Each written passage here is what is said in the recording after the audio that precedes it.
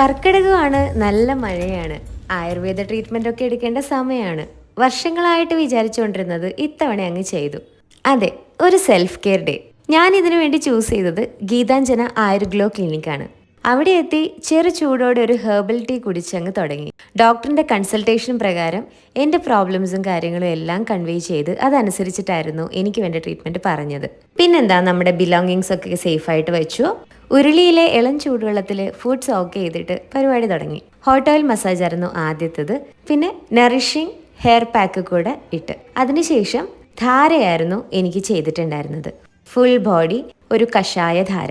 അത് കഴിഞ്ഞ് നല്ലൊരു oil massage, full body oil massage ഉണ്ടായിരുന്നു. ഞാൻ പറഞ്ഞ ഇൻഫ്ലമേറ്ററി ആയിട്ടുള്ള ഭാഗങ്ങളെല്ലാം തന്നെ ഫോക്കസ് ചെയ്തിട്ടുള്ള നല്ലൊരു മസാജായിരുന്നു. ആ മസാജ് കഴിഞ്ഞ് ഒരു സ്റ്റീം ബാത്ത്, അത് കഴിഞ്ഞ് നല്ലൊരു കുളി കഴിയുമ്പോഴേ തന്നെ നല്ലൊരു വിശപ്പൊക്കെ വരും കേട്ടോ. അപ്പോഴും കറക്റ്റായിട്ട് ഔഷധക്കഞ്ഞി എത്തി.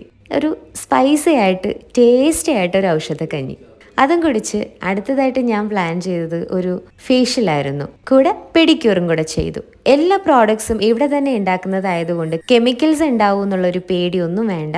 വളരെ പ്രീമിയം രീതിയിൽ സെറ്റ് ചെയ്തിരിക്കുന്ന ഒരു വെൽനസ് സെൻറ്റർ ആയതുകൊണ്ട് തന്നെ ക്വാളിറ്റിയിലും ആംബിയൻസും സർവീസും എല്ലാം ടോപ്പ് നോച്ച് തന്നെയായിരുന്നു.